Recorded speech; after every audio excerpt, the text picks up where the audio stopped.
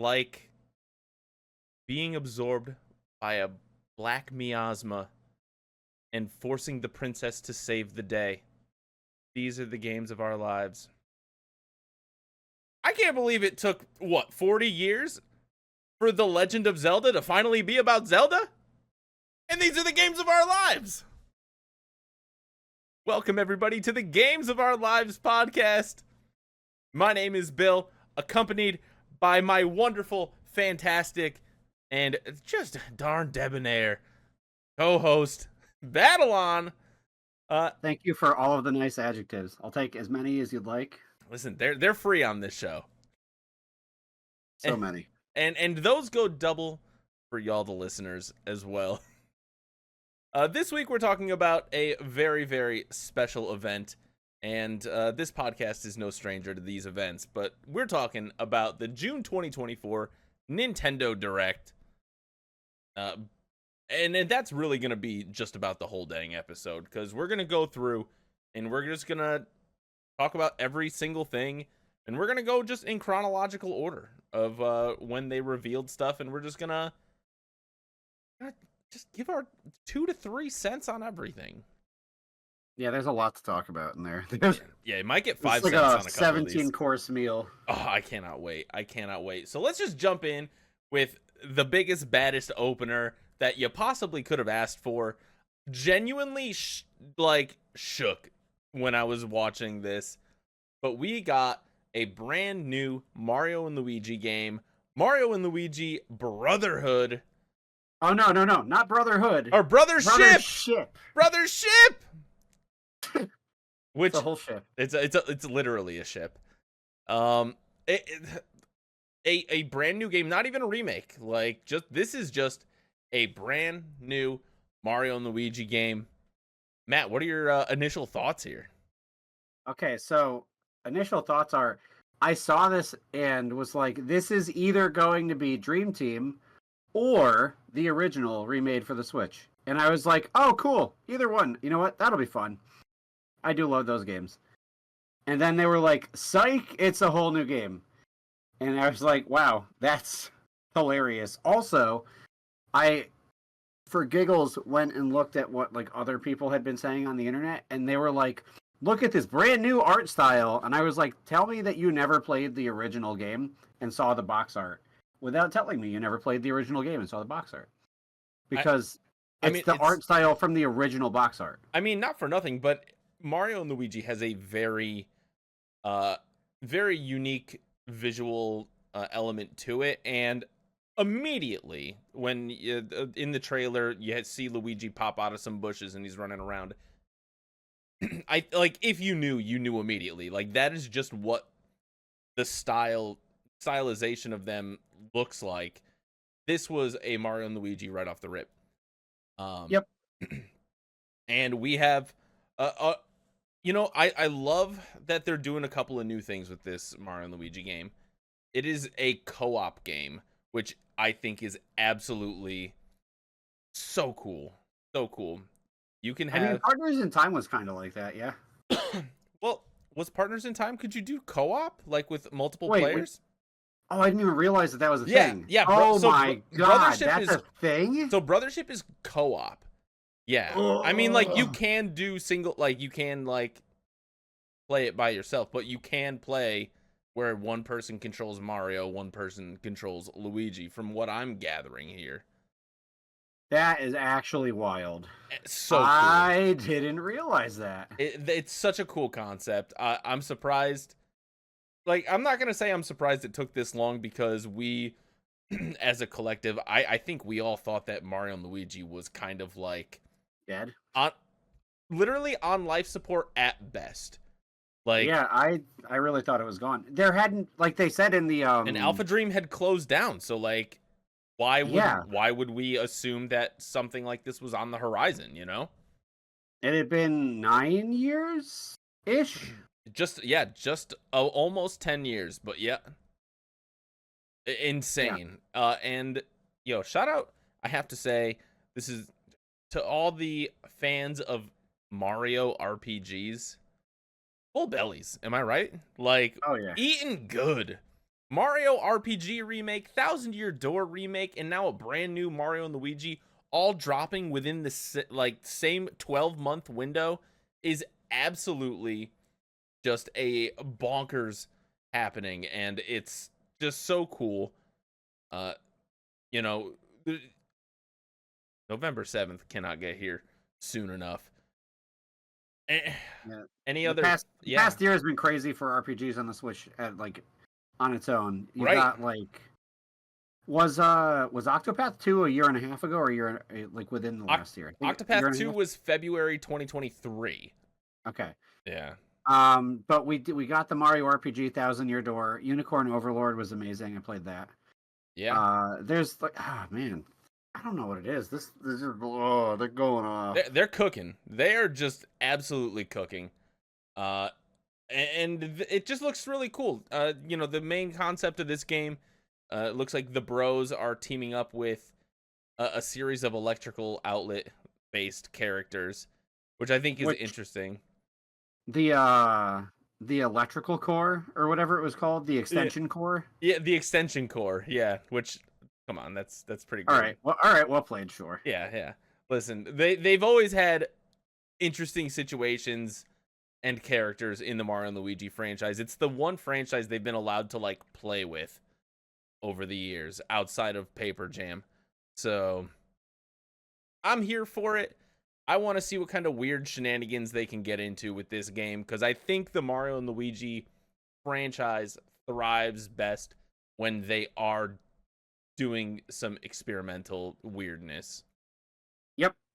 So shout out to Nintendo just being confident enough to embrace the weird.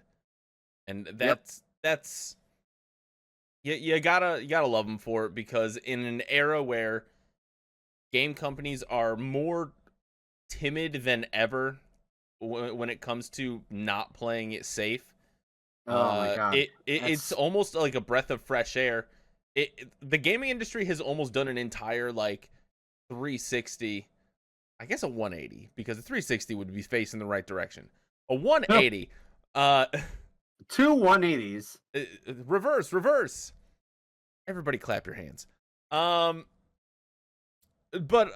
maybe like during the Wii U era, it could be said totally opposite, where Nintendo's like stuck in this like, we haven't been putting out a ton of bangers, but like we're afraid to kind of go buck wild with it.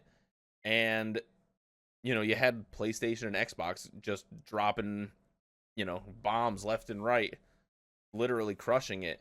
And now shoes on the other foot. And as a Nintendo fan, I'm eating.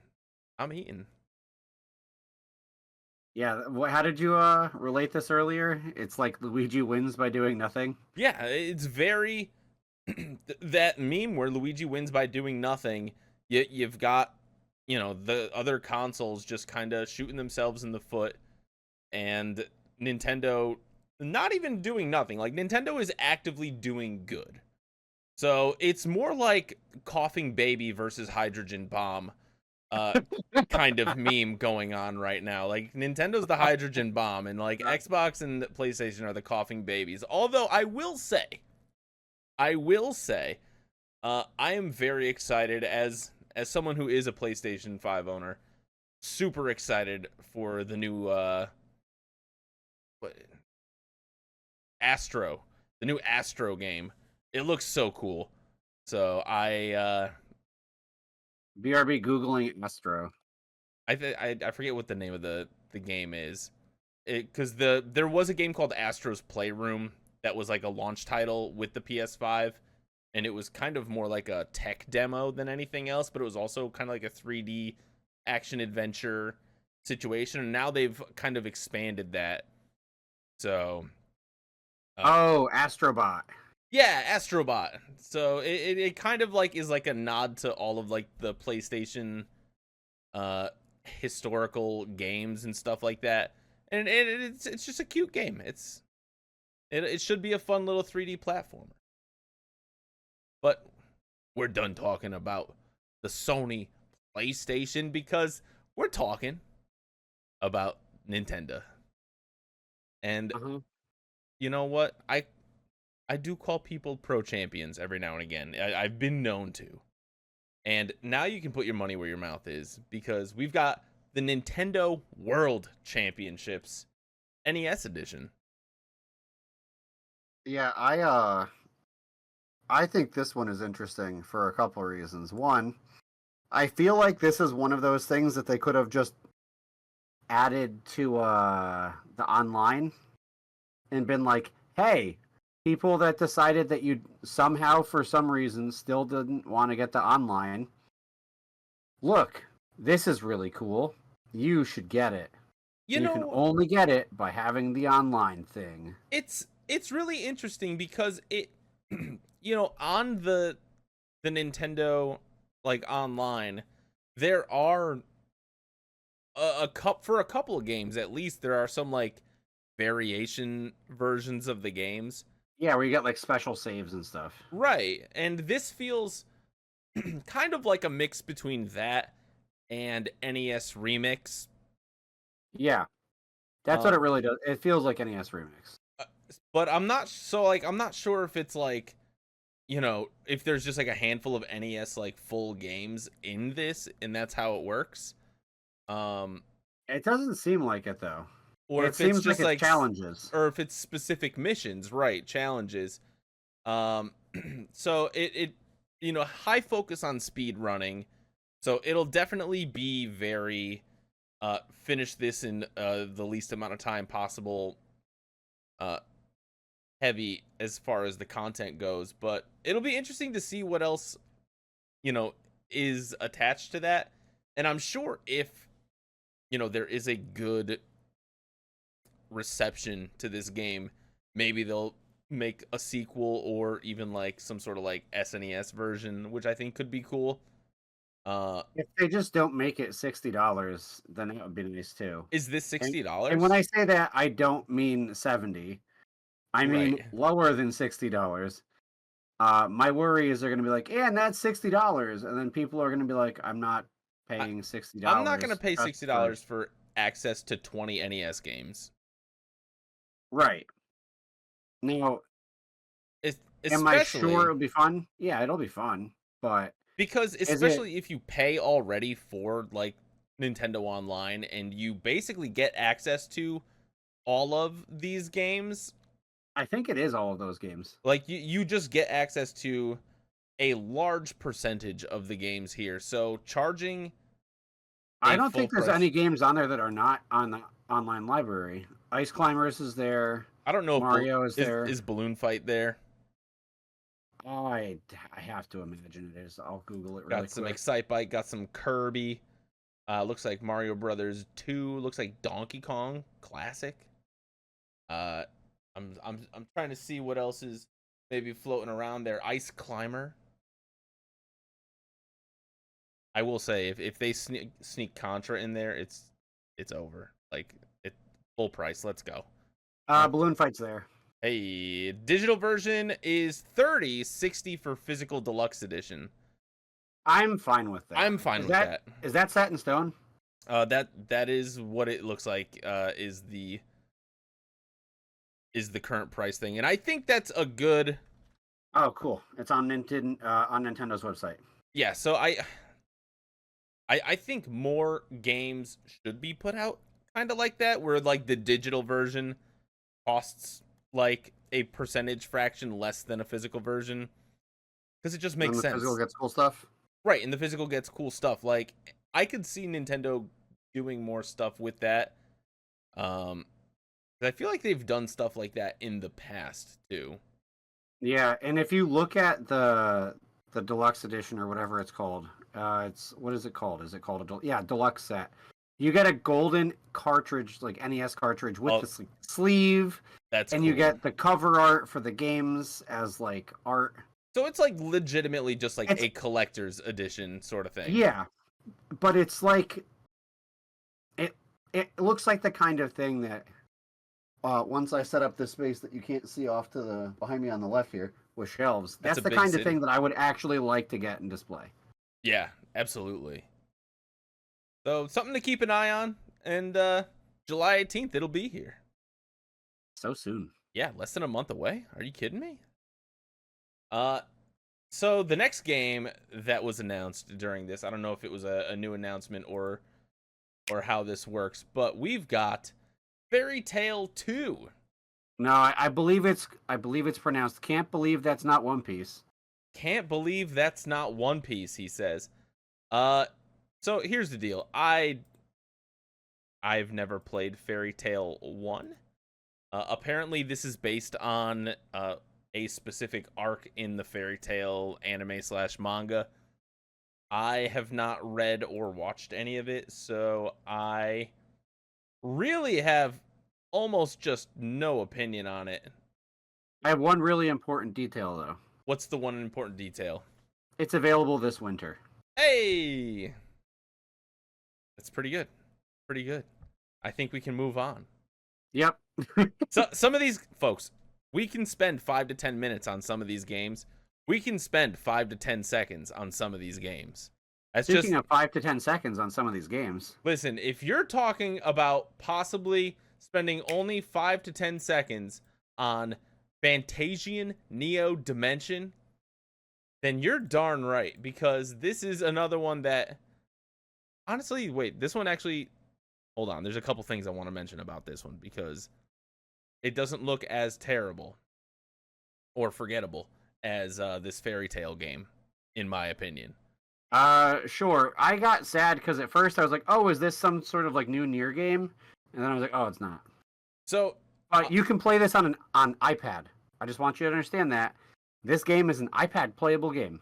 I think that's where they lost me because I was watching it and there are some font choices that I'm like, oh no, it is a mobile game. Also, it's a Square Enix mobile game, and that says a lot if you know anything about how those have gone historically. Never mind. My entire opinion on this has entirely soured. I will not be playing it. I was thinking, oh, the turn-based combat rather, where you can kind of adjust like the aim of your attacks. That's a cool system. Which I will admit that that's I was a cool like, system. that's kind of interesting. But then when it did the damage and it was like bold Arial font, I said, oh, I don't want to look at this ever again. It is a Square Enix mobile game. Classic work. I don't know why they're so bad at fonts, like specifically fonts. Fonts.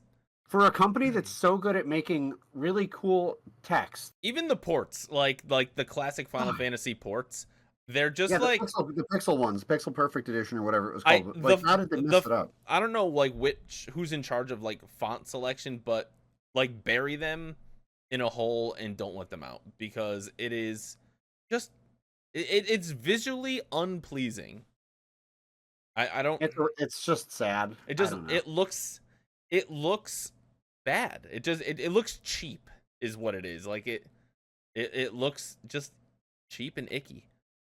Speaking of cheap and icky and possibly the worst $60 I've ever spent on a Nintendo game. No, don't say that. Come on, there's worse.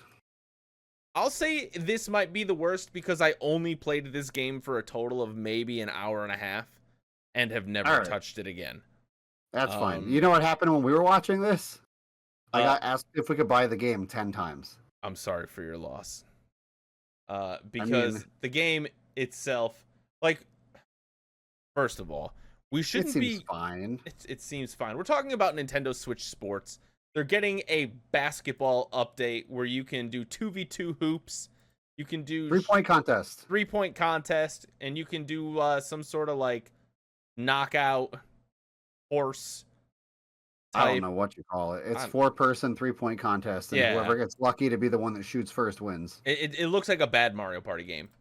But Nintendo Switch Sports should not have released as it did, with like 60% of its content available at day one and then being drip fed like random sports as DLC. Even if they're free updates, which they are, it's just like it's like by the romance period of this game is already dead and gone and has been for like over a year at this point, I would say. So I mean, I don't know. Switch Sports, it's just it can't compete with Wii Sport. But the music sounds pretty similar, and that's definitely the most important part. Is that the most important part? No, I'm just trying to come up with something. Yeah. I got nothing else. Listen, you can't even play as Hank Hill in this one. So, like, what? Like, psh, if I can't have my, me versus Peter Griffin hitting a home run to Alf, then, like, what's the point? Wait, isn't there a way for you to make custom characters still? Yeah, but they just look like random humans. You can't make them look like specific characters. I'm pretty sure I saw a student playing some sport as Jesus. So also, it should be noted that Jesus was playing with Santa Claus and Peter Griffin. So actually, wait, I might have to revisit Switch Sports. Hold on.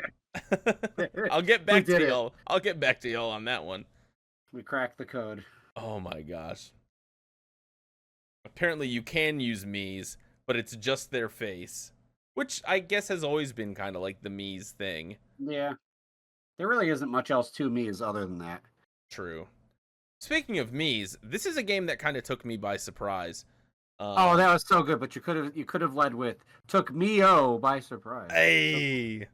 So Mio, Memories in Orbit, is a game that was announced for this, and all we got was a 2025 release window, but it looks pretty. Looks good. It looks pretty. The gameplay looks like really, really good. It has like a very kind of like Hollow Knight meets Super Meat Boy, kind of like active platforming, and possibly Metroidvania-y. The art, though, it reminded me of something, and I could not remember what. It's very watercolory. Almost looks like hand drawn. Yeah. It's got like almost like a hand drawn visual style. I do like that the main character's face looks like it could be from Portal. But all I know is it looks great. I've watched the trailer like 3 times, and I was like, this is like the gameplay that they showed felt like if you took a tiny hint of Celeste and threw it in the Hollow Knight. Yeah. And that sounds like I will be 2 bangers of a game having a kid. Let's go. You go fast too. You move so fast at certain points. There's another game that looks like this. I figured it out. Okay. It's that game, Teal Lotus or whatever. Bow Path of the Teal Lotus. It's a game I kickstarted. That is a more like Japan-centric game, but it has a similar hand-drawn watercolor aesthetic. Okay. And they play similarly, sort of. And I'm excited for both now. Yeah, and we did not unfortunately get any more news on SilkSong. That game doesn't exist. I give up. Yeah, like we have to assume it's just like it's dead, right? Like SilkSong's not happening. I think it's going to happen, but I think that it's going to happen at such a random time, and they're very clearly never going to give us any information. Right. Like so it's like something happened that no one knows about except for the people working on it. Right. And because of this, it's not worth thinking about because it's just going to be depressing. So I have relegated it to it'll be cool when it happens. Otherwise, it doesn't exist to me. It's literally not real. Every once in a while, I will check like the Hollow Knight subreddit, and that's a trap. Don't do it. It is a place of despair and dark place. The amount of just like an insane amount of copium. Just it is a dark den of sadness there. Much like Toad said, even though they keep saying we're working on it, I'm sure someone is. The question is who. Who is they? Is they in the room with you right now, Toad? Heyo. But we're gonna get Mio hopefully, so that'll scratch that itch and then some. And seems good. Speaking of games that are illusions, Yes. We've got Disney Illusion Island. We're getting a DLC update. It's called like the mystery update, Yeah, and it's free. and it's available now. This As game I've been told is great, but I will never play it. so, Disney And that Illusion makes me sad. Island is a multiplayer Metroidvania type platformer, action platformer. You get to play as Disney characters. On paper, it sounds like a game that literally the both of us would love. It just looks like it moves so slow for a game that I would want to play. Like I don't even think that's the thing that stops me. And I don't know what it is because we played games that were Disney games and were slow and we loved them. right. So I don't know why this doesn't make me want to play it. But there is something that I cannot describe. Maybe And it's like there. maybe it's like the new Mickey art style. I don't even know. Maybe we're just haters. I feel like it has to be the presentation because the gameplay doesn't strike me as bad. Right. Like Um, it does seem a little slow to me. Like cuz it's very wide open spaces, and a lot of like Metroidvania games that we have played are very cramped and tiny.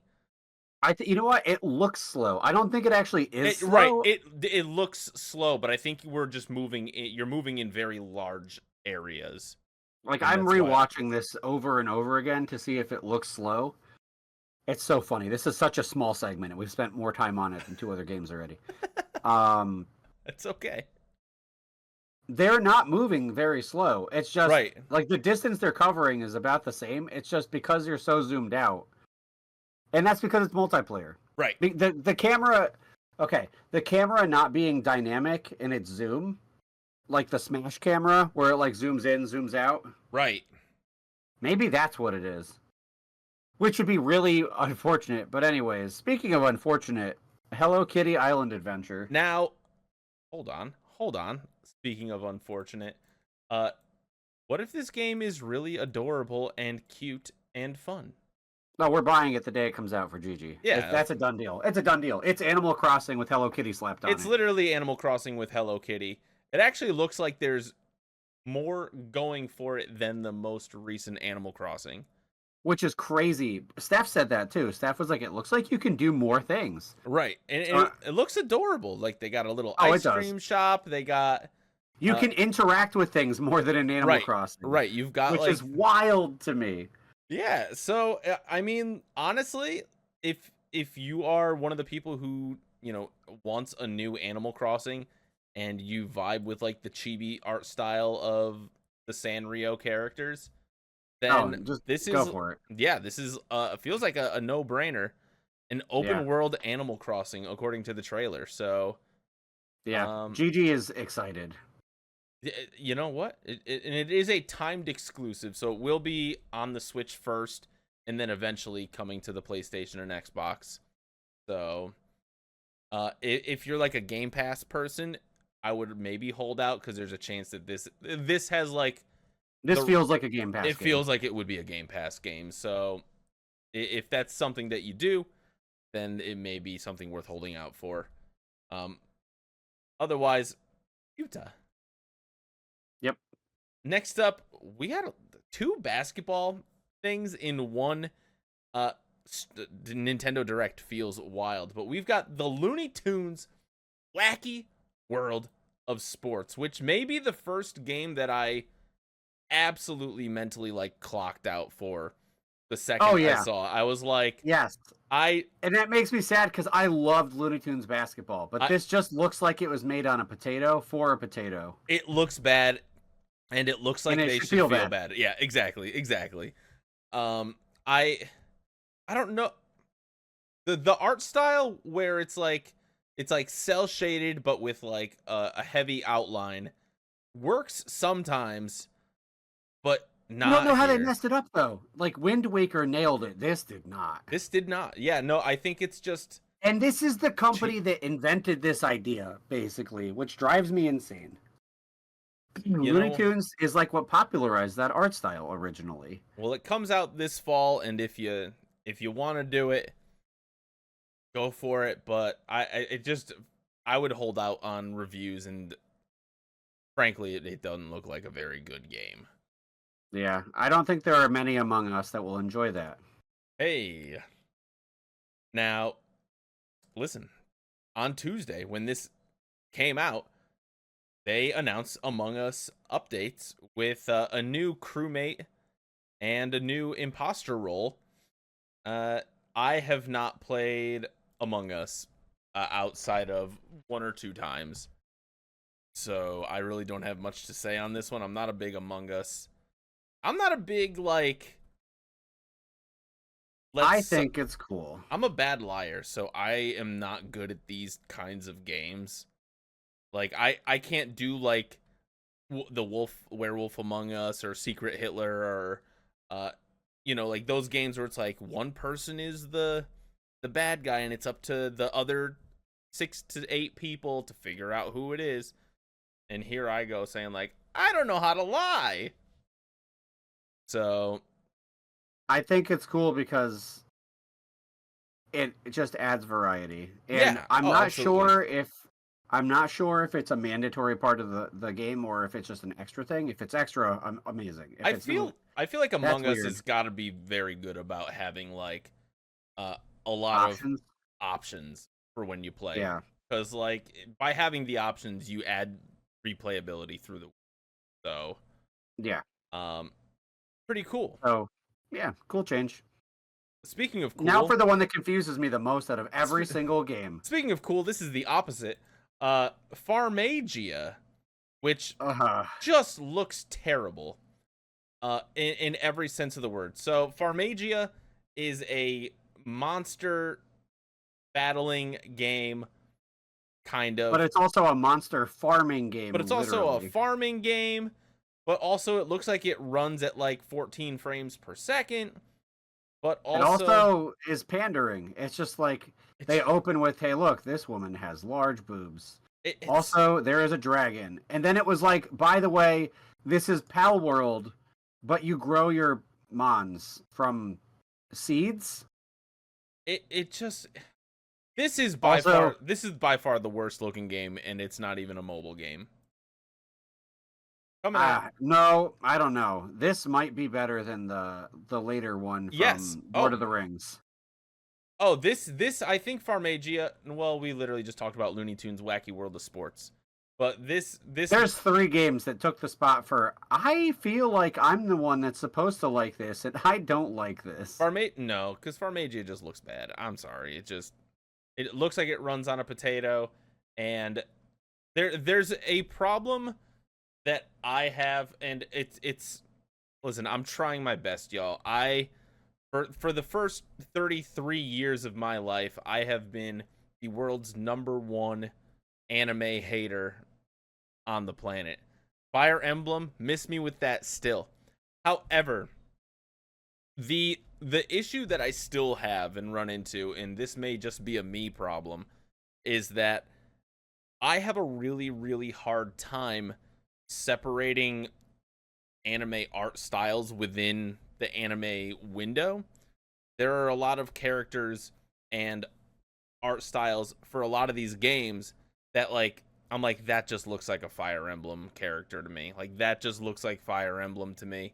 And if it looks like Fire Emblem, I am immediately not on board.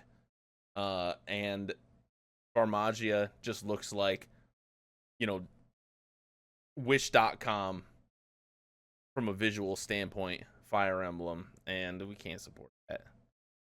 Can't. Fair. Yeah. You know what I can support? Even I shouldn't, but I will. But I I shouldn't, can't. but I I won't do will. it again. I can't do it again. I'm gonna do it. I'm gonna do it. Oh, don't do it again. I have to do it because it's one of my favorite game franchises of all time. It is might be my favorite game franchise, just on like a game per game like Yeah, that's fair. You basis. know what?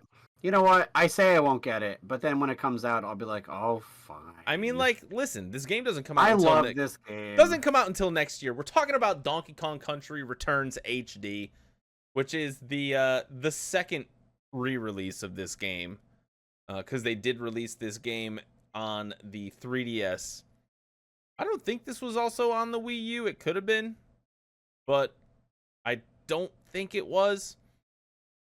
But this is Donkey Kong Country Returns HD, which is the game where Donkey and Diddy fight against the Tikis to save Princess Peach. It's a fantastic 2D platformer. It was the first Donkey Kong Country. I don't know what the amount of time between Donkey Kong Country 3 and Donkey Kong Country Returns was. Oh, God. I want to say it was a lot. It probably wasn't as long as we think it is. It was probably about a 10-year window.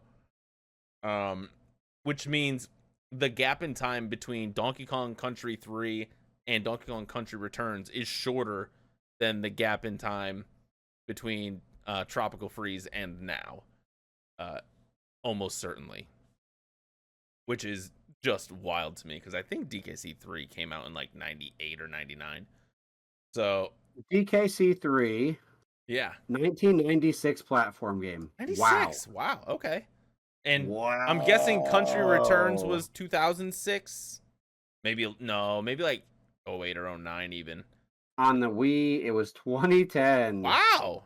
Okay. So all right. Donkey Kong fans don't eat often, but when they do,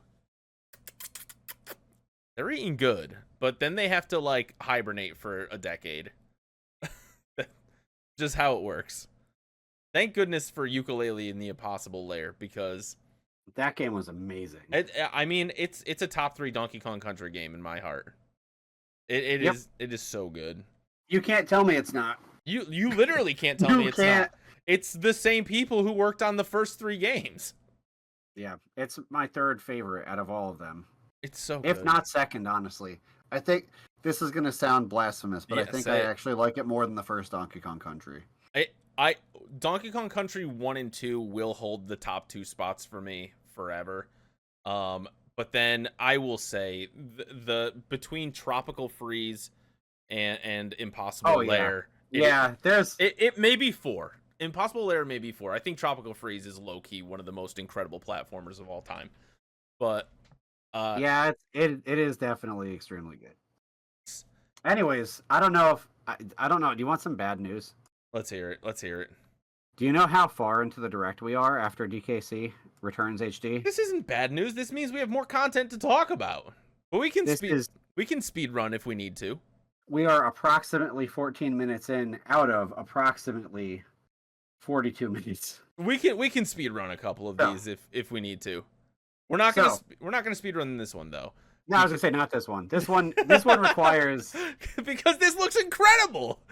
Like, I don't want to play Dragon Quest, but I want to play Dragon Quest. How dare you? I still haven't played Live a Live or Live Alive or Live Alive or Live a Live. I never learned how to say it, and I played it, and it was great. You don't need to play it. I don't need to play it. No. I do need to play this. Just play this when it comes out. Dragon Quest 3 HD 2D remake, as well as Dragon Quest 1 and 2 in HD 2D form, which is coming out next year. But the Dragon Quest 3 HD 2D remake coming out on the 14th. I just played my first Dragon Quest game back in like 2022, and that was Dragon Quest 11, which, if you haven't played it, one of my top 5 RPGs of all time. I think Dragon Quest 11 is an immaculate RPG experience. It is so good. I would even say, Matt, stop the podcast right now and just go get the game. It is. I was really hoping you were going to say something like that. It is just genuinely that good, and it's not like you've heard this and I from are other going to do people. a Switch swap so that I can play Pikmin 4 and Dragon Quest 11. Oh yes, that'll give her access to Thousand Year Door and a bunch of other stuff. So. Oh, that's so cool. That's a cool idea to do a Switch swap. I like that. Especially since you and your sister definitely play like different styles of games. Yeah, absolutely. Yeah. Not even there is a Venn diagram. The overlap is small. It's Smash. It's Smash and like JRPGs. Yeah. But like you can't even say like a ton of the JRPGs on the Switch though, because like you still have to play Xenoblade Chronicles. Those games aren't real.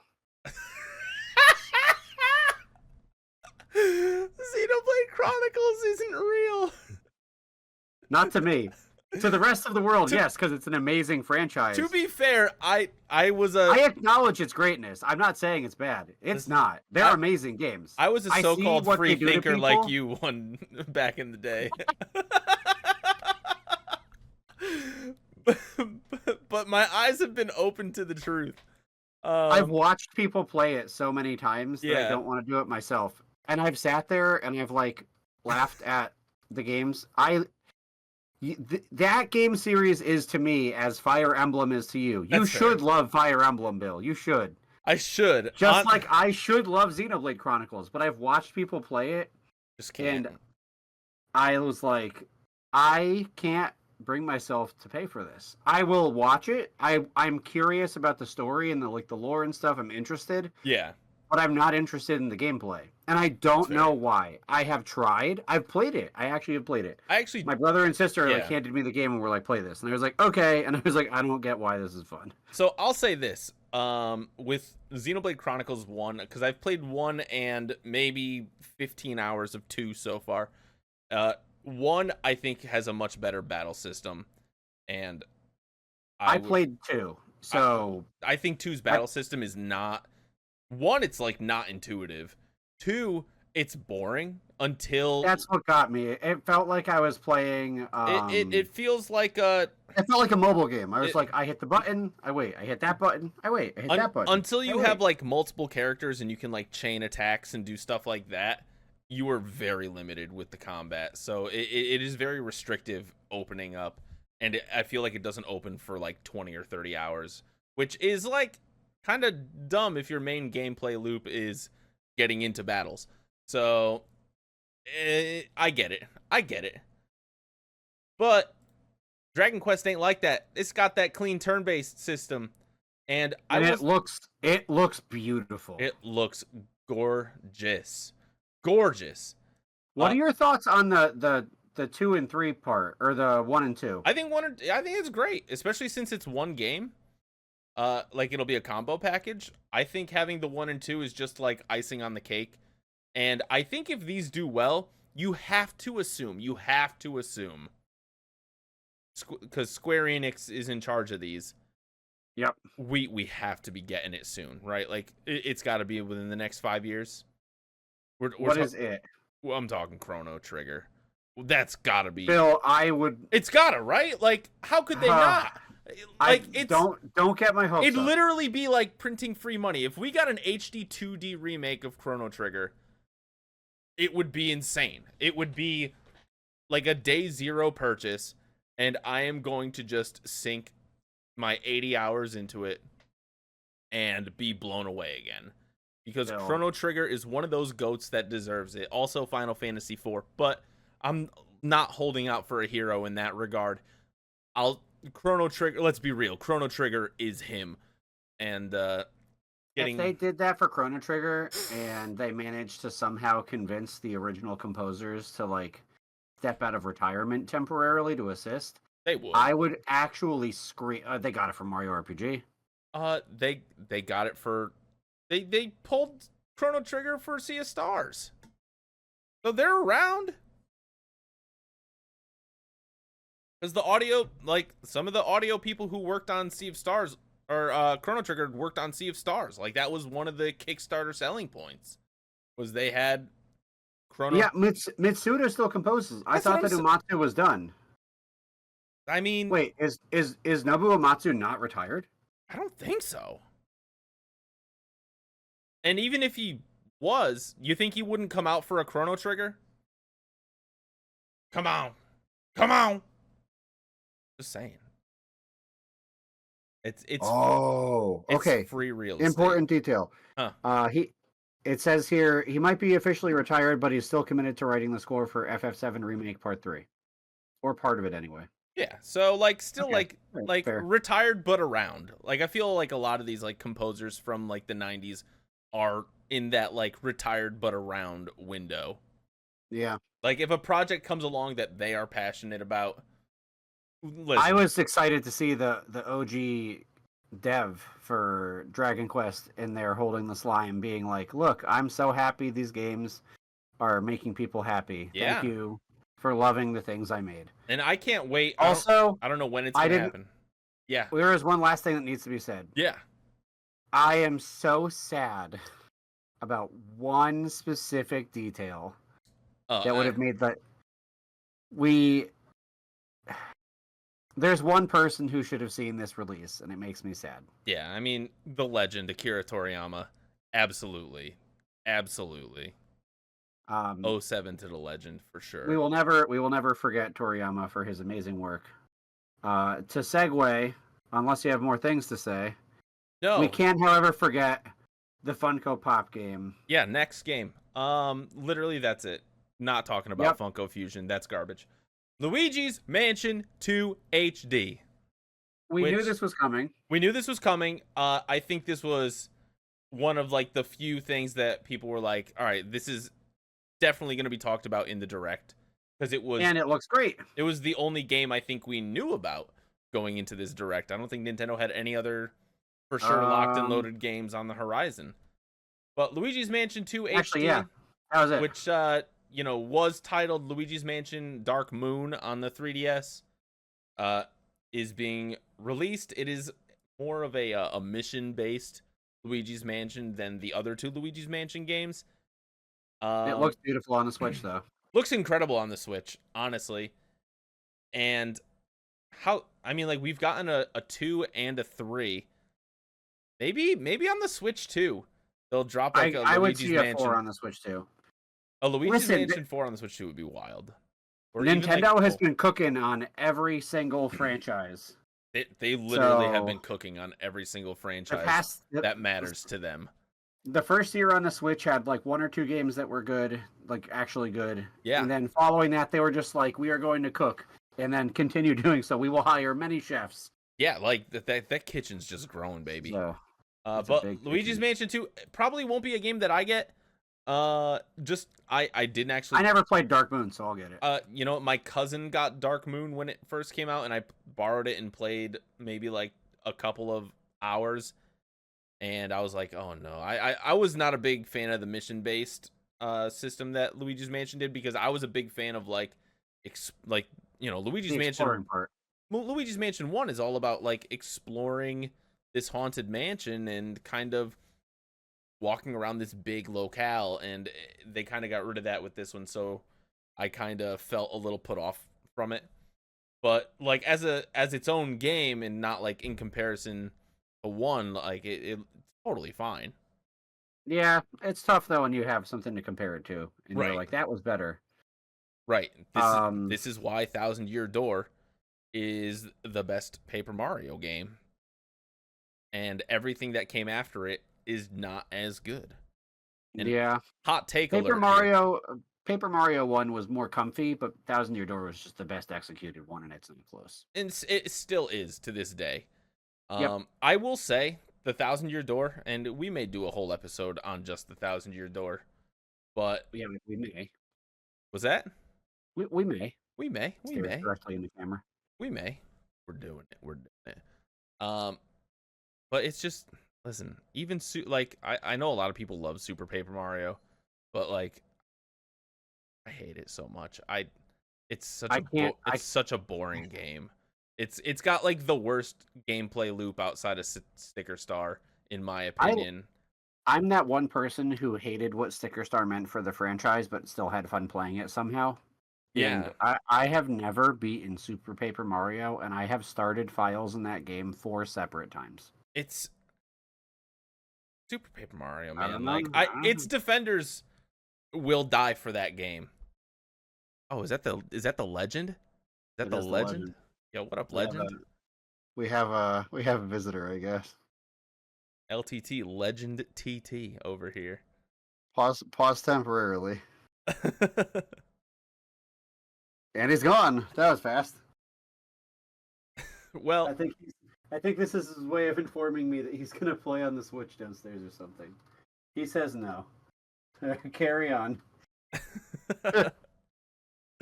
Oh man, the legend. Speaking of legendary, we're gonna be talking about the new Denpa Men. Oh god, that's not legendary, Bill. It is. So all right, I don't know what to make of this game because it is so profoundly bizarre. It's Uh, Metopia. it is kind of Metopia, isn't it? It's such a goofy looking game. Um, and I mean that in both the worst and best way. Because I saw what the sun looks like in this game, and it made me feel uncomfortable. And that's like I stopped. It's got like it's a weird one. It's one of those. This I is killed. definitely one of those games that's like, yeah, in Japan, sure. In the U.S., I don't know. Yeah, I feel like either you love it or you're gonna be just baffled by it. So it'll be here in July, whether you like it or not. The Denpa Men are coming. Next game on the roster, which was a day one drop, is Metal Slug Attack Reloaded. A game that I don't understand why it needs to exist, but I'm sure someone somewhere is excited. It's such an interesting concept because Metal Slug in and of itself, I think, is a phenomenal franchise. I love the Metal Slug games. They are very cool. Having a game that is like a tower defense, it is very like mobile game to me. I get big mobile energy from it, if that makes sense. Yeah. It's even oriented in a way that it seems like it would fit on a phone well. Right. It's got that horizontal orientation. Next game up is Darkest Dungeon 2, which I did not play the first one. It looks like a roguelike RPG style game.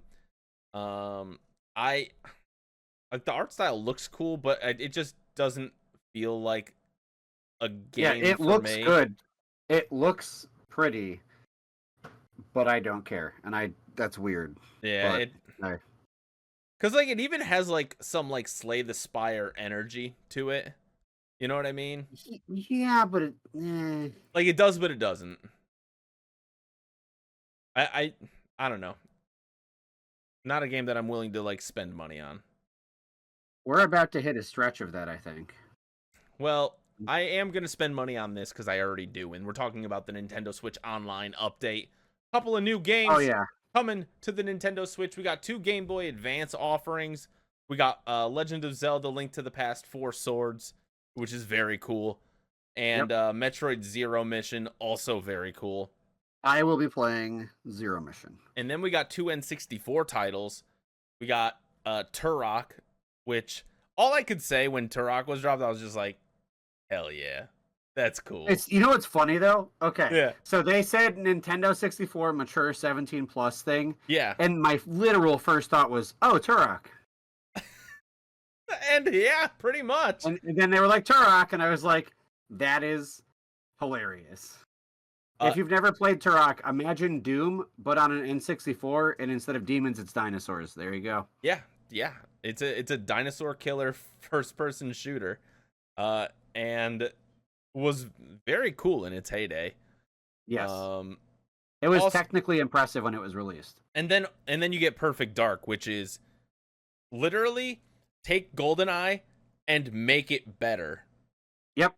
And you get Perfect Dark. Like the original Perfect Dark is just such an incredible first-person shooter, really like one of the best in its era, and just so good.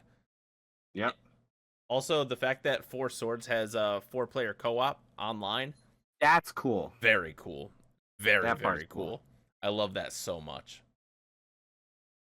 Next up, don't love this very much. We've got Phantom Brave, the Lost Hero. We've got Morona, who's on a journey to save her friend Ash in Phantom Brave. God, this game could not have me checked out harder. Again, this is one of those games, and I hate to say it because it's a chibi anime style game, and for that, I dock it 90% of its points. Nope, we're getting rid of the remaining 10. Well, the gameplay looks terrible, so that's where the other 10 goes. It's not even the gameplay. Did you see how the performance looks on this? It is laggy. Yeah, it was a bad. Yeah, we're talking like 20 frames per second at best. But like variable too, like not consistent, not Right. animated to work in that. It just looks like the performance is garbage. And the worst part is, isn't this game a remake? Oh, I have no idea. I have no idea. But if you want a good version of this game, might I suggest Mario and Rabbids? Yes. Like, bottom line. Like, Okay. Phantom Brave was a PlayStation 2 game. oh. You can get it for $4 right now on Is Steam. Phantom Brave the lot? So it is a remake? So then there's Phantom Brave 2. What was the name of the game? This is Phantom Phantom Brave Brave the Lost Hero. Lost Hero. So it may be a new entry in the franchise, but even still, if it is, then like, listen, come on, get your ish together. This. No, apparently it's new. Huh. Well, you know it's not new. Is it made by the people that make Disgaea? It looks like Disgaea. It could be. I'm not 100% sure, actually. I'm gonna go back really quick. Is it NIS? Is it NIS or VIS? I can't tell. There's a big... Yep, it's them. Of course. Fantastic Moving on. work. Moving on to NBC. a very cool collection here. Marvel vs. Capcom Fighting Collection, the arcade classics. I mean, it's Marvel, baby. It's Marvel, baby. Like, what's not to love? We've got how many different games in one here? Is it like 6 in 1? 8 in 1? Let's see. You've got... Yeah, just rapid fire them. Oh, God. He can't do it. He can't do it. I'm trying. He can't cook like that. All right. Marvel vs. Capcom. Marvel Superheroes versus Street Fighter. X-Men versus Street Fighter. Marvel vs. Capcom. Marvel vs. Capcom 2 is going to take you for a ride. The Punisher. The other ones. You got X-Men versus Street Fighter in there. They're missing Tatsunoko versus Capcom, though. Yo, that makes TVC me sad. TVC was sick. TVC was so fun. It was. It was not good, but it was fun. It was fun, and that's what's important. You could play that game with a sideways Wiimote, but it was fun. I think we're good on this game. Yeah. Yep. Cool. On greener pastures. I want to spend some time on this one because I think this one could be a lot of fun. Because I think it will be a lot of fun. Because dang it, it's a Mario Party. And outside of 9 and 10, they're all fun. In varying degrees, but fun nonetheless. Listen, we've got Super Mario Party Jamboree, which is the second Super Mario Party game. Super Mario Party was the Mario Party that came out earlier in the Switch's life, and it was a lot of motion-based games and stuff like that. It's looking like this game is gonna have like kind of like a variable mix between them, and I'm cool with that. I'm hoping they learned from the things that made Super Mario Party's boards bad, and they're able to kind of create a more consistent Mario Party experience. Because the biggest issue with the first Super Mario Party game is that, first of all, certain characters were just genuinely broken. Yep. Because there is a really very clear distinction between good and bad. Right. There is the fact that character select can predetermine the outcome of a game is just bad. It's just bad game design. But we've got 3, 4, 5 fantastic original levels, and then the fact that we got 7 boards here, like, pretty solid. That's pretty nice. We got Mega Wiggler's Tree Party. We got a Bowser level. We got Rainbow Galleria, which I thought it was just gonna be Coconut Mall. I'm not gonna lie. I thought we were about to get Coconut Mauled, which would have been incredible. Goomba Lagoon, Roll'em Raceway. The fact that you can move up to 40 spaces in one turn seems insane. Yeah, that's like landing on a block that gives you a star. Right. And then they're bringing back Mario's Rainbow Castle and Western Land from the N64 era.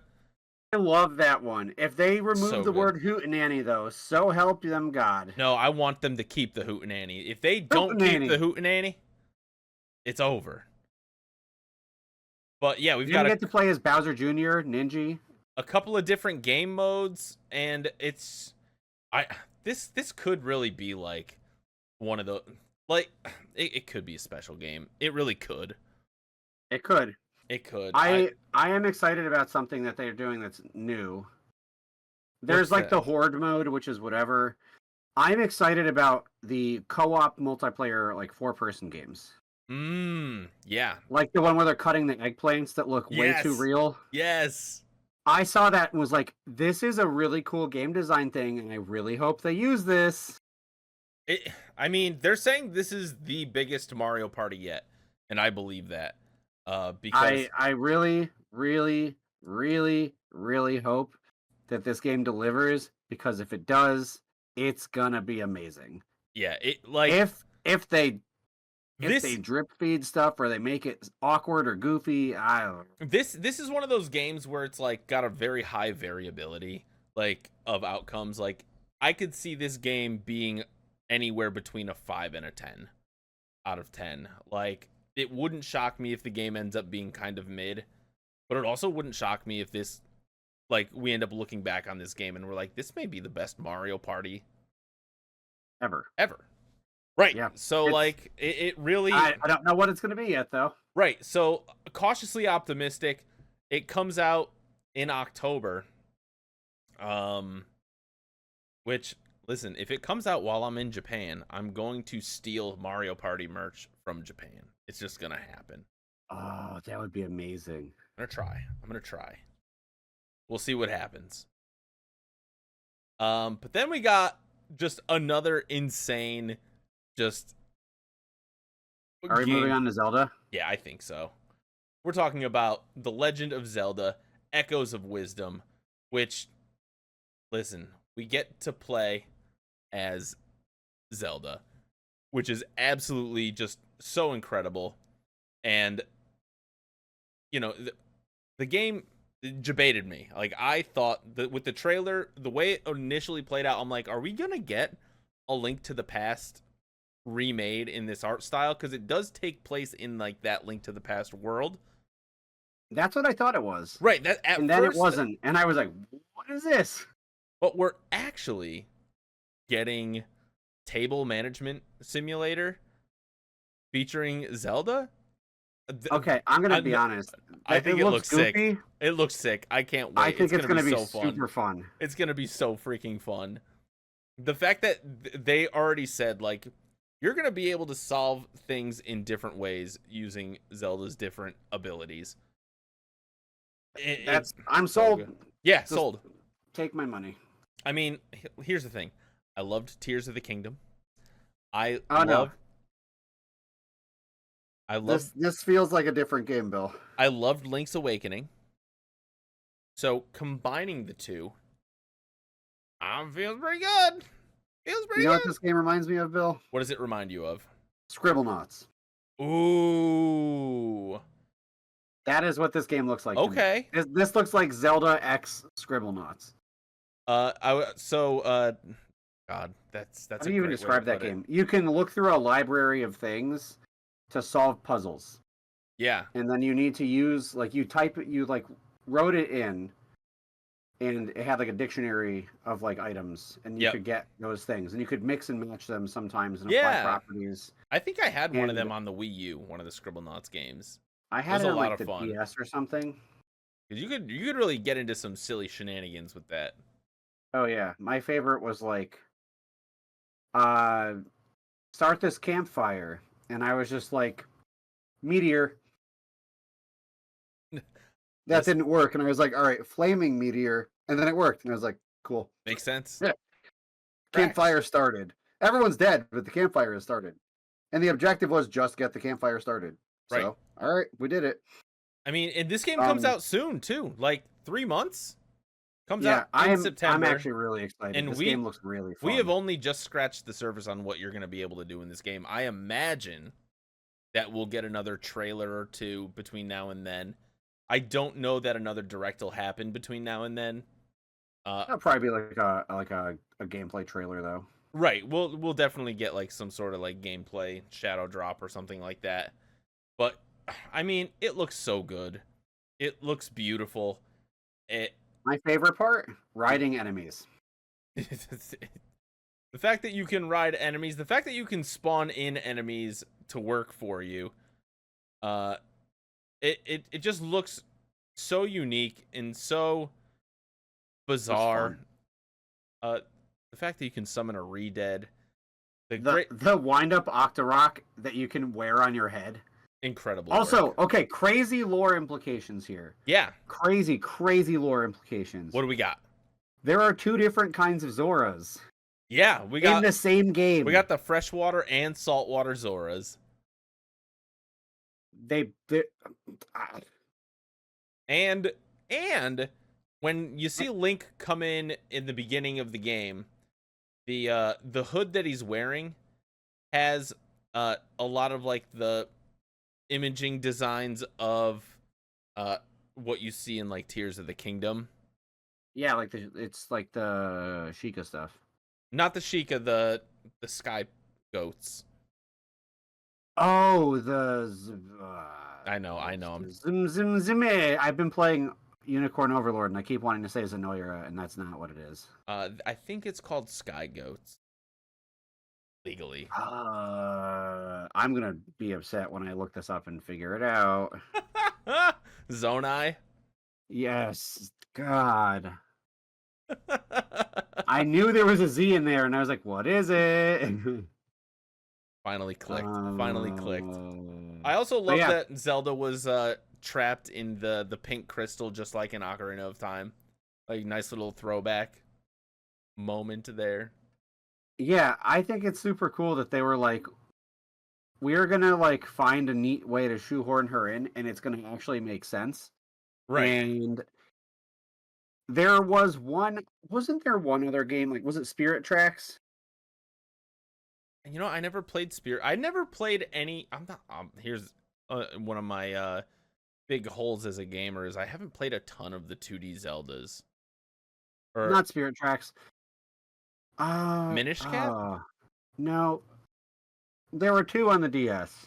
Oh, Spirit Tracks and wasn't one of them where Zelda controls the phantom things? Phantom Hourglass? Mayhaps? Is that it? I mean, that's the only other one I can think of. Am I losing my mind? Is it still Link? I think it was Spirit Tracks where you get to control stuff as the ghost of Zelda on a train or something like that. Yeah, so this is the first time where Zelda is the protagonist, but not the first time you play quote as Zelda. But right. It is definitely like wild that it is 2024 and we finally get to play as Zelda in a Zelda game. Right. I mean, you can play as Zelda in like the what are they called? Ty had the them. CDI. No, God, I can't believe that existed. You can the play Warriors games. Hyrule Warriors. the Warriors games. You could also play as Zelda in Super Smash Brothers Melee. So, I mean, we've been able to control Zelda for some time. Wait. You can play as Zelda in Smash? I know. Normally, when you play as Zelda, he's wearing a green outfit, but... Wow. Stupid. I gotta think about this now, Bill. We are getting a Zelda Nintendo Switch Lite, by the way, which, I mean... it's a very... Why not just make it an OLED? Yeah, why not just make it... Because you gotta throw in a couple of Switch Lights in there. Gotta throw in a couple of Switch Lights in there. I don't know. That's not true. Because we already have a Legend of Zelda OLED. We don't need 2 That is fair. We don't need 2 Zelda OLEDs competing with each other. So we get the Switch Lite, and let's be real. Like the Link's Awakening style it's perfect for this. Is perfect, right? So like it makes sense for it to be like a handheld edition. It's not my favorite Zelda themed Nintendo console, but I feel like not bad though. No, I think it's got just like a very classic design. I like the gold color palette. I like the little Triforce on the front. I like the art in the back of it. I think that's really nice. Yeah, the Hyrule I just think crest. I don't like the way the Switch Switch Lite looks. I think that's what it really is. Yeah, I agree. I think the Switch Lite is not the most visually appealing console out there. Still surprises me that there's all that space right around the screen that's like, hi, there's more room for screen here, and then there's no more screen. And we still have 8 more games to talk about. No, we don't. Just Dance 2025 exists. Next. Lego Horizon Adventures, a PlayStation game on the Switch. Feels weird, man. Yep. But also, actually looks pretty good, though. It looks like it plays like that Minecraft dungeon game. Yeah, which is good. Where it's got like that isometric view. Yep. When I heard it was going to be when I heard it was going to be announced, I thought it was going to play like a traditional Lego game, which were just kind of like various like 3D action platformers. But I mean, it looks cool. It looks fine. Yeah. If you have any interest in Horizon, yeah, might be worth a play. Honestly, it looks fun. This is a game that I would absolutely avoid if possible on the Switch specifically. Oh, Stray. Stray looks terrible on the Switch. It like I played it on the PlayStation when it came out last year. It's not gonna be good. It's just like the fidelity is just not there. It's gonna just look and play much worse on the Switch. One of the things that really matters to make the game feel like the game is the visual fidelity, and right. It's not going to be there if the game runs properly. Right, because it is a beautiful game, but it is not gonna be beautiful on the Switch, and that's sad. It is sad because the game is beautiful. It is a gorgeous game. Unlike Tales of the Shire. Oh my god, this is the ugliest game I've ever seen on the Switch. Tales of the Shire looks terrible. The hobbits are just like the worst group of people on the planet. Okay, relax. From a visual perspective, I mean, sure. Granted, in this game, it looks like people were complaining about the trees in Pokemon. I look at literally anything in this. It could have been worse. I can't believe I'm saying this. This game just looks like trash. It is a farming sim / Hobbit sim, and honestly, it is awful.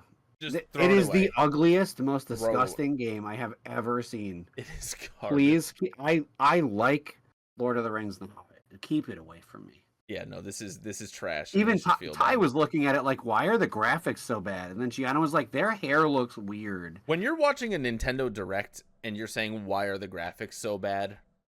You know it's bad. Because if it's bad for a Nintendo Direct, it's bad. It's bad. Slightly less bad. Ace Attorney is re-releasing a Chronicles collection again. We're getting some investigations going on. We got the Edgeworth titles here, which you'll love to see. I have not played these, so do you know if you're able to walk around in the regular, like the original games? Oh no, it's all point and click. Point and click, yeah. So okay. This one's a little less point and click, but I think it's still like essentially point and click. That's fine.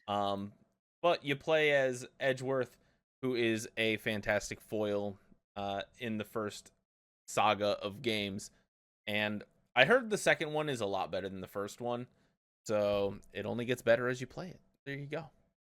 There you go. Sold? Not really, but it looks cool. Next up, we've got a game that I absolutely forgot about until I just pulled it up. The 100 Line Last Defense Academy. Looks like it's Danganronpa, but is it like tower defense? It looks like a Danganronpa tower defense game. I don't know. I'm out. It's just not for me. Absolutely not for me. Now we've got Romancing Saga 2, Revenge of the Seven. It was not for me, but I know someone who was very, very happy. Listen, I'm sure the people who love this game are popping off right now. I am not one of them, unfortunately. I think GDX was one of them where he was like, it is a turn-based RPG, but like you can kind of like set positioning for like tactics and stuff like that.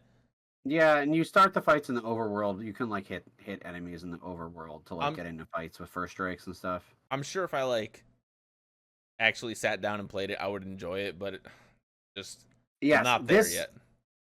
this suffers from the same problem that Xenoblade does, where it looks really awesome, but it also looks like I'm not doing most of the fighting, which Right. is a thing that I shouldn't be saying because Unicorn Overlord is definitely like now one of my favorite like tactics RPG games like ever. Right.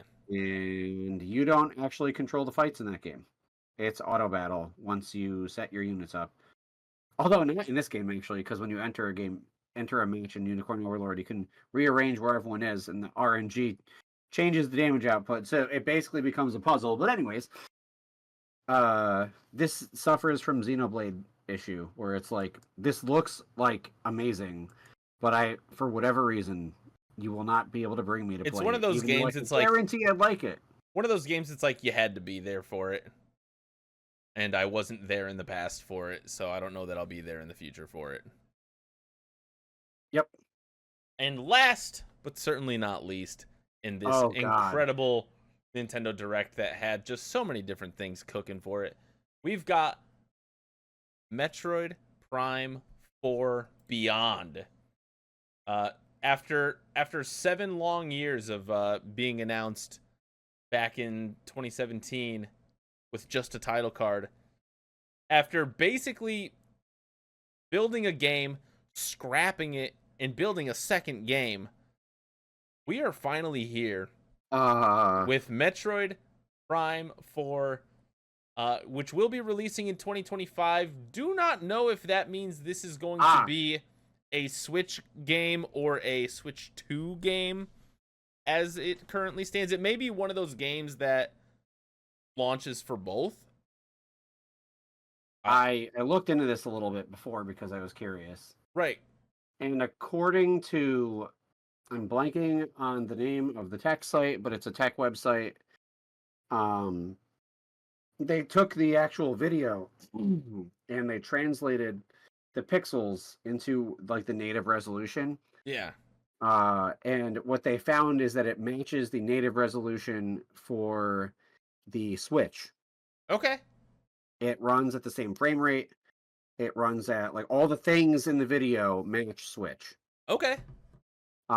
Which is actually crazy because it it means looks that they made it beautiful. look good enough for us to be sitting here like, is it possible that that's on the Switch? Right. So kudos. Oh my God, the pop off was legendary. It's incredible. Over there, and I was actually looking around for Ty because I wanted to get his take on my pop off. But I literally like screamed because I am so excited. The Bubbas of the world they're gonna go, what's his name, Joey Chestnut on this? I don't know what that means. He's the professional eater guy. He's the Glizzy He's Goblin. Hot dog. Yeah, he's the Glizzy Goblin. They're gonna eat so much, so fast. Listen, I have not beaten a Metroid Prime game in my lifetime, but I may have to change that. Bill, I'm gonna. Okay. I mean, it took me until 2022, 2023 to play my first Metroid game. Really? Yeah. Yeah, I know. Was Dread your first Metroid game? First one that I beat. Really? Yeah. That's surprising. And I'm not gonna lie, I loved it. I did NES, which was painful.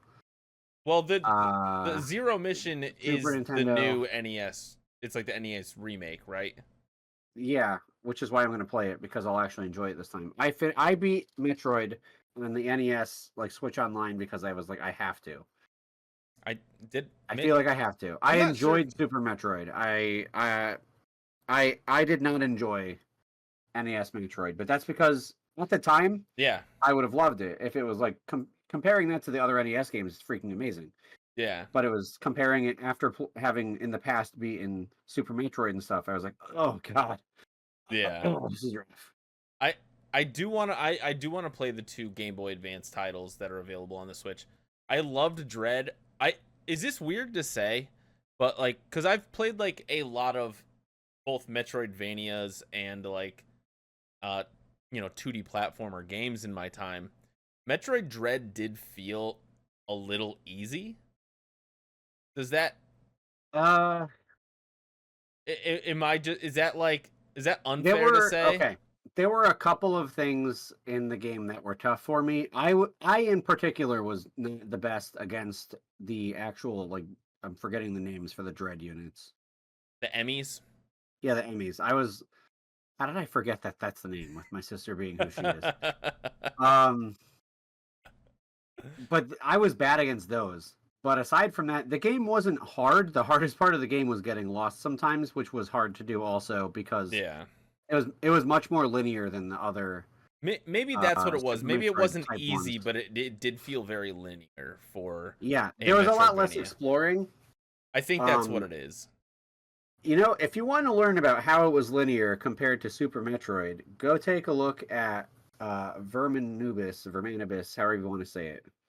Mr. The Deep. homie, oh, he goes deep into his explanation of that. He literally mapped it out Yeah. using logic. Like he showed like pin marks Yeah. for rooms and had different symbols for like how you can move around the nodes on the map, Right. aka the rooms. Mhm. And it's a much more linear game. Right. And he showed it, and I was like, okay, that makes a lot of sense because I played Super Metroid and I loved Super Metroid. Right. Super Metroid, you could do stuff in so many orders. Yeah. Like there was like there were limits, but the limits were basically I, like at the ends of sections, and you had much easier traversal.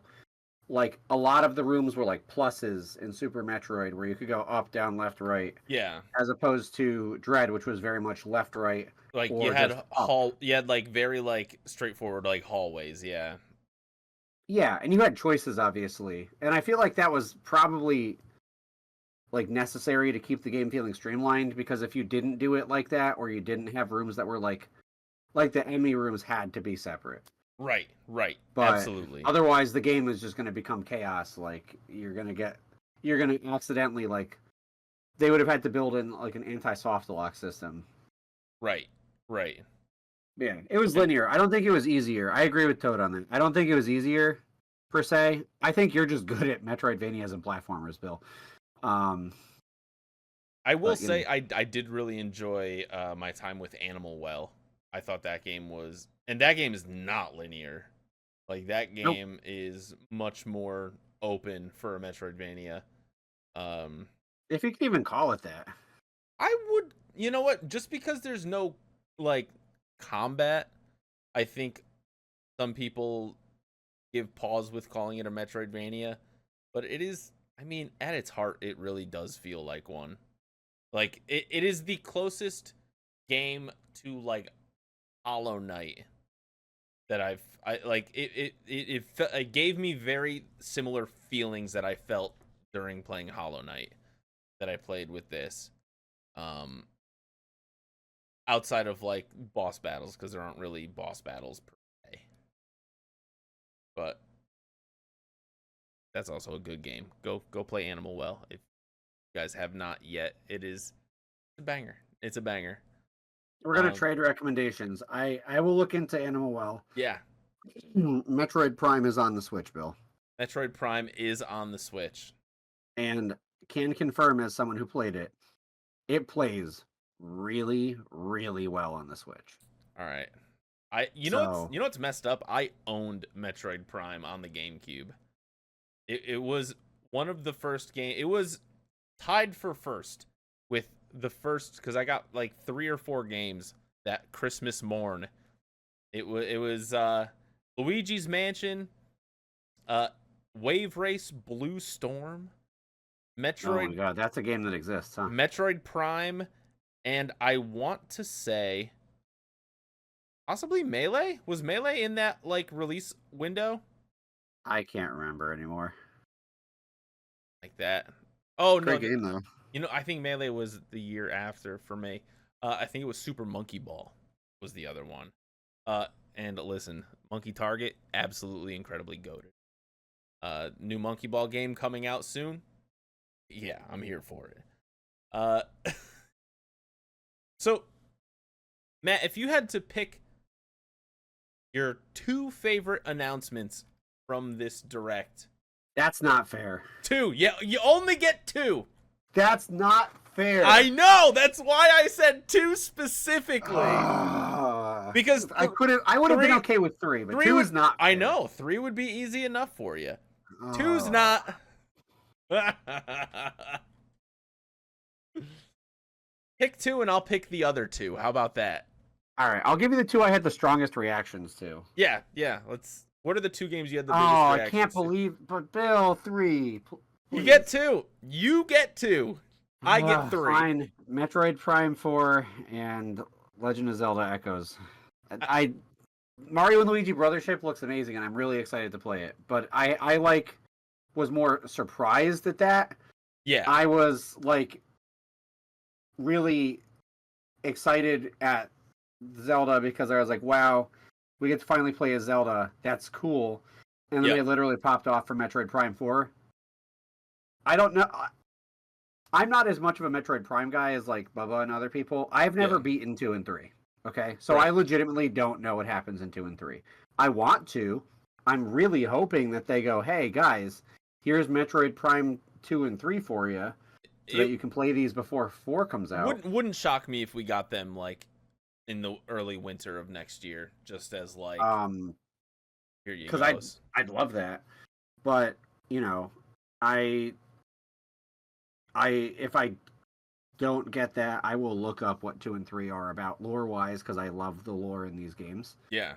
But I don't know. There was just something about the fact that the game was dead and then it wasn't dead. Yeah. That made it I was rooting for it. I don't know how to explain it because I love Metroid Prime. Yeah, absolutely. But I never played 2 and 3. I never played Corruption and stuff. And they look amazing. I've heard they're amazing. But I don't know. I thought that since Prime 4 was dead, the fact that they were like, oh, by the way, it's back for real. Here you go. Next year you get to play it. Yeah. I don't know. I got popped off for that. It's the closest of third places goes to Brothership because it's Mario and Luigi, and I freaking love those games. Except for Paper Jam. Paper Jam can go die in a fire. Paper Jam was just boring because they weren't allowed to have fun. That's what it was. Paper Jam just wasn't allowed to have fun. From a gameplay, it may be the best Mario and Luigi from a gameplay perspective, but it just was the most milquetoast experience. Yeah, it makes me sad. It's the only Mario and Luigi game I didn't beat because I got so bored with it. I was like, wow, here we go. We're fighting just some random more Goombas. Oh, here's a Pokey that we're gonna fight now. Okay. Dumb. I think the 2 biggest reactions that I had were Mario and Luigi and then Mario Party Jamboree. I think those were the 2 biggest reactions. Zelda, I mean, outside of Zelda. So, yeah, if you had to pick, so if I had to pick 2 outside of the 2 that you picked, it would be the Mario games, the Mario and Luigi Brothership, and then Super Mario Party Jamboree. And I think it's more because I think Super Mario Party Jamboree has that possibility of being it's got the X factor. It's got the X factor. It really does. I love that it could be something incredible. So Nintendo fans eating once again. Was this the best direct of all time? Probably not. Was this top 5 easily? Was it one of the most important directs in the Nintendo history? Possibly. Probably. This, because a lot of people are saying that this could be the last Nintendo Direct solely dedicated to the Nintendo Switch, which very well may be true considering we have a 2025 launch window for the Switch's sequel. So did they actually confirm that, or is that just speculation? I think they did confirm 2025, and they specifically said this Nintendo Direct will not be talking about the Switch's predecessor. Successor. Predecessor would be the Wii U. We don't talk about that. Right. We do not talk about that. Except for Splatoon, because that game is amazing. Ooh, yeah. Yeah, it is. And Tropical Freeze came out on there. See, that's another story for another day. Everything that was good on the Wii U basically exists on the Switch. We're not going to talk about those 2 Zelda games, all right? We're not going to talk about them at all. Wind Waker and Twilight Princess aren't happening. Go get a Wii U. They're like $80. Pretty cheap for a console these days. They are, honestly. Like, they were expensive for a while, though. They were expensive for a minute, but like they're kind of getting like the GameCube treatment, because I feel like right when like the Wii came out, you could get a GameCube for like $20. They were like dirt cheap for a window of time. I'm sure they are more expensive now because it's like a 20-year-old console and it's like that. But it's also the Melee console. Just get a Wii. Get a Wii. Then you can play Melee and Brawl. I threw up my mouth and I like Brawl. You know what, Brawl? I was online on Twitter and somebody said like the most true thing about Smash, and they were talking about it, and they did like a tier list of the Smash games, and Brawl had its own tier, and it was just you had to be there. You had to be there. I saw it. I saw it, and it was I'm like, 100% it's so correct. true. They like, nailed it. Like, you just had to be there for Brawl. Like it was such a objectively a mess, but such like a specific window capture of time, and it was a specific era that hit different. It did. Like, you remember looking up Smash Dojo every single day at school. And then they started blocking the site, and that's how I learned about workaround proxies. Listen, it taught me a lot. This is how we get into tech support jobs. Listen. Oh, God. It was so good. Like, it was just, you had to be there, like they said. All right, we're going to move on from the Nintendo Direct and move into the segment we like to call Tip of the Hat, Wag of the Finger. And of course, obviously, we're tipping our hat to Nintendo for this beautiful Direct they have bestowed upon us. Like that. Yes, we have one other tip, though. What is it? Matt, we what tip is the our tip? hats to Sea of Stars for sending out the digital art books. Yes. And it is beautiful. I cannot wait. If you kickstarted the game, one of the tier options was to include a digital art book, and it just was put out today. I have not looked at it yet. But there's 2 versions. You've got the concept art of Bryce Coe, and then you've got the like the entire like full edition of it. There's like the abridged version, which is 46 pages, and then there's the full version, which shows a lot more art and stuff. Okay. Which is 274 pages. Yeah. And oh man, is it beautiful. Love that. But yeah, who we wagging our finger at? Ooh. We had a good wag prior to this. I think we stick with it. Yeah. Just rip it. Not game devs themselves, but the people who pay for game devs. With the exception of Nintendo. The largest reason, I think, why Nintendo wins by doing nothing right now is because they're not shutting down a million studios. Now, I know, Alpha Dream, yep, say it. We just got Mario and Luigi. Yeah, and you have to, like, Nintendo acquired and they Alpha Dream. They have to have had some of those people on this game. 1000%. There is no universe where that's not a game made by former devs. Correct. Just look at it. But yeah, the games industry, man, we talked about it last time too. It's just like a giant dumpster fire right now. It's like, yeah, it's a scary place for devs. Like, you gotta feel bad for the devs, especially here in the States, where, you know, all you have to do is like look the wrong way and your company shuts down. Even if your game is done. Right. Like, even if your game is good. Right.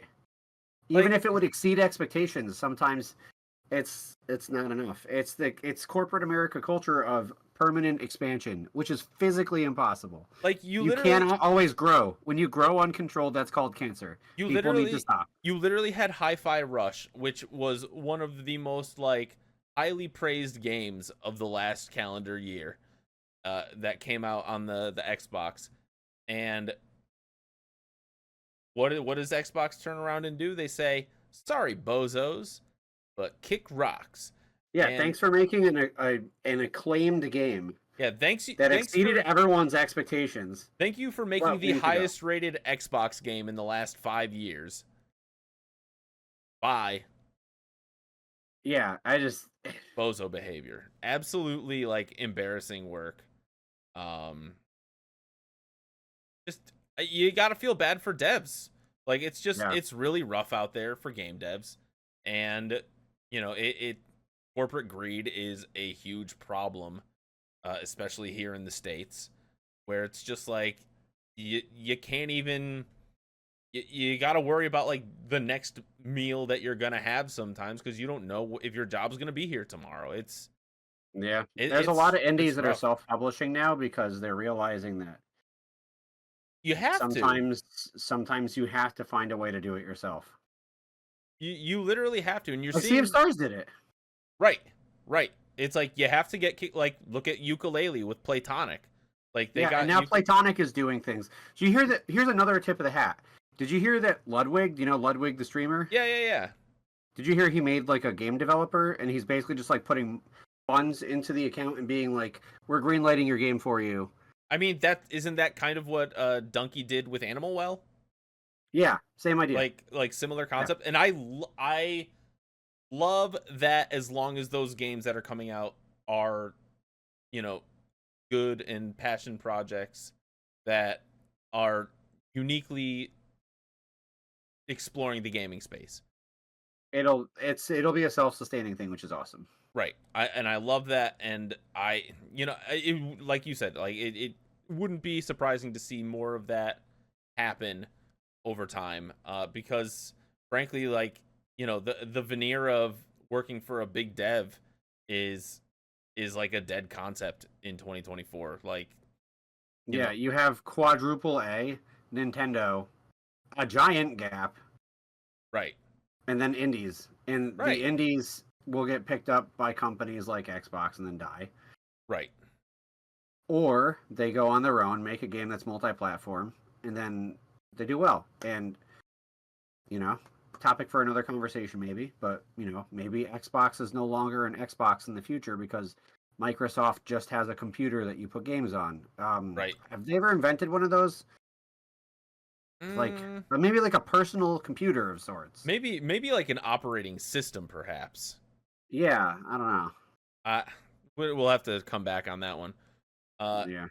But I got a question for you before we move on to our last segment. Just because since the last time we recorded an episode, a game announcement did happen, and I think it's pretty exciting. Yuka Replayly? Oh my god, I'm so excited for Like, that. that's a day one, right? Yeah, they fixed all the things that I couldn't stand about the original, and I wanted to love Ukulele itself so much more than I did, but I Yeah. never finished it. I started two files. I started a file on PC, Yep. got like a third of the way through the game, and Yep. then stopped, and then I played it on the Switch, got about halfway through the game, and then stopped. Part of And me, a little part of me feels like as a Kickstarter, we should get that for free. we should get it for free. Like, we believed in you guys when the game was low key mid. It was very mid. High key mid, low key bad. Come on, guys. Come on, Platonic. Like, where's your trust for the day ones? You know what I'm saying? Been there since. I think that they made up for that by then making Impossible Lair, which was Yeah. freaking amazing. Which it kills me that Impossible Lair like was not, like it didn't move units very well. It didn't? No, because Ukulele was such a flop that it kind of hurt the brand. So I'm hoping that Impossible Lair was so good. Impossible Lair is like one of those games that it's just like incredible. And like you just have to play it.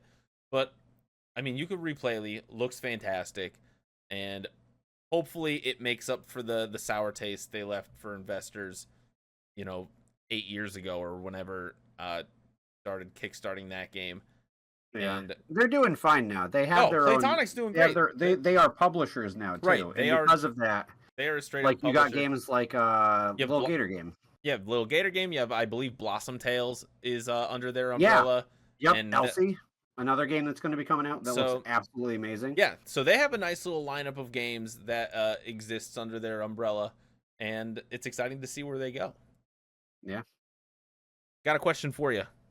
Uh-huh. What games have you been playing lately?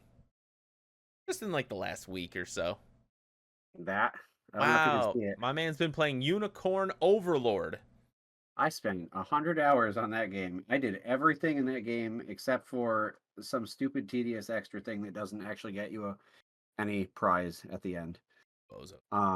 You didn't collect all the Korok seeds? Embarrassing. That's basically what it was. Yeah. I did every quest. I could not find another quest. I went online and looked to see if there were things I missed, and it was basically you can redo these things on hard mode. To which I said, nope. Ah, fam. Already. I got a Loop Hero to go play instead now. Also, I got to finish TTYD Remake because the game's amazing. Also, got to finish Born of Red because I'm like at the end of that. Yeah.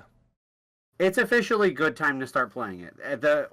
They made one more patch, and with that last patch, a lot of things that should have been there to begin with are there, and they fixed a bunch of like just minor issues. So the game is like legit now. It's totally worth playing now. I love the game, but it was totally like I'm playing this because I love this type of game and the flavor of the game, not because the game is polished. And it's a lot more polished. Mm-hmm. So, but yeah, I played Unicorn Overlord. I just started playing Loop Hero.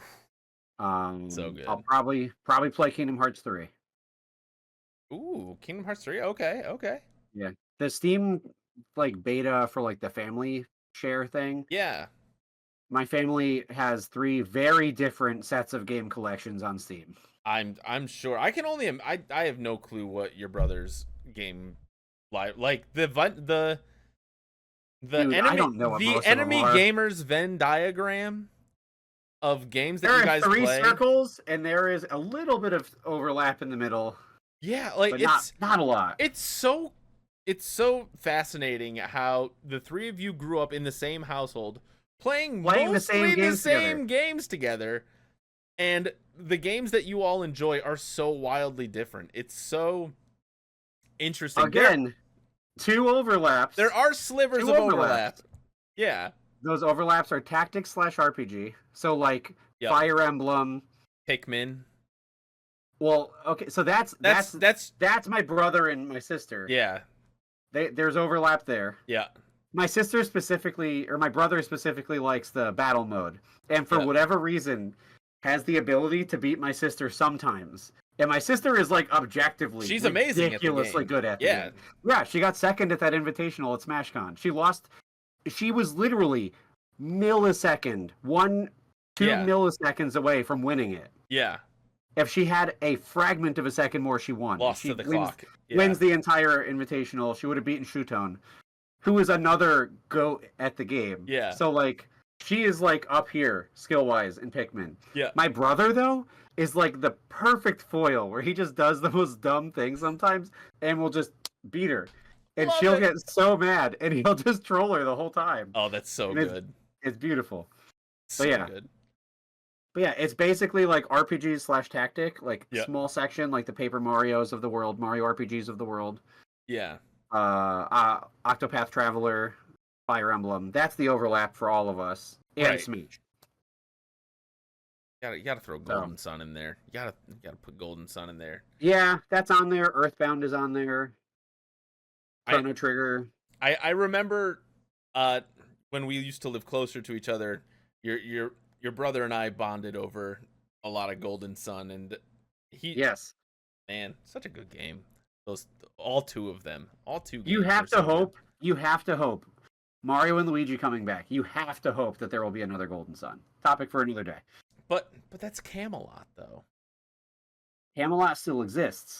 Yeah, but Camelot makes bad games now. They make exclusively bad games. They haven't made a good game in probably over a decade.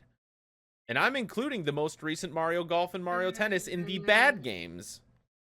Because, frankly, while their mechanics They were close on Mario Golf. Listen, the mechanics are immaculate. I think the mechanics are phenomenal. I think everything else is bad. Just about. Yeah, I don't think that's their fault. I think that's Nintendo. But I think that that's been changing in the past, like, 3-4 years. And I think that if we look forward to it in the future, there will be good things. Maybe. 1,000 Year Door outselling Origami King. Is that a true statement? I hope so. If 1,000 Year Door has not outsold Origami King, at least like based on like week 1 sales. Okay. Yeah. Retail launch sales of the Paper Mario 1,000 Year Door remake in Japan are slightly above those of the Origami King. Hey, and you know we'll see what happens. See what happens as far as longevity sales go. But I wonder if the knowledge that the Switch is coming to a close does hurt that a little bit. I don't know. I think if anything, it just says, look, they're realizing there are things that people like. Yeah. They should do those things. I agree. How do you think we get Mario and Luigi again? Right. And let's see. What games have I been playing? I finished 1,000 Year Door. Game's a banger. Good. I played a game called Tales of Pandora Zao. That was the one that you said was not good. It was, you know what? Like, I liked what they were going for, and I think the story itself was interesting. I just think that as a Metroidvania, it's just so severely lacking in, like, the gameplay and, like, just, like, level design and combat were both very poor, in my opinion. That sounds like the core of the game.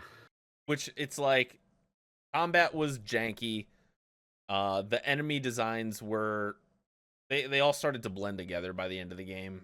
Like, they were just, like, vague robot-looking guys. And I'm like, I'm in the middle of, like... what basically amounts to, like, the various landscapes of Africa, and why am I facing off against weird robot looking guys? I think they're supposed to be like spirits, but like the visual was not really there. And then for a Metroidvania, when 90% of the game is on a horizontal plane, I feel like when you're just running down literal hallways for a lot of it, it hurts the flow. So, unfortunately, not a game that I would recommend, but it was free as part of like the PlayStation Game Pass that exists. So that makes it better. Right. So I didn't feel as burned by it. And I mean, it was only like an 8-hour game, so it wasn't like a huge time sink. But I do have to, I'm going to get back into Yakuza 0 and Final Fantasy VII Rebirth. I have to finish them both. Round 3, fight. Ugh. I gotta get through them. Because they've just been like gnawing at me for a minute. I guess Xenoblade Chronicles 2 as well. Like that game, just, I gotta get over that combat loop. Oh, but yeah. I think that's gonna wrap up the show for today. Listen, thank you all so much for listening. Again, you can follow the show at Games of Our Lives, anywhere you find podcasts, as well as YouTube. And if you want to interact with us, you can on Twitter and Instagram at Games of Our Pod. Thank you again so much to Battlon for being the co-host with the co-most and spending your Wednesday afternoon here. You can follow Battlon on Twitter and YouTube at Battlon. That's BATTLEXON. And then my name is Bill the Fajita. You can find me here on Twitch, as well as Twitter at Bill the Fajita. Any parting words for the folks? I am going to rewatch the direct again and skip all of the games in the middle. Listen, just watch like the 6 trailers that matter. Yeah, I think I just make a. Make a playlist and let it rip. It's gonna be good. Alrighty, well, have a great night, folks. And yeah,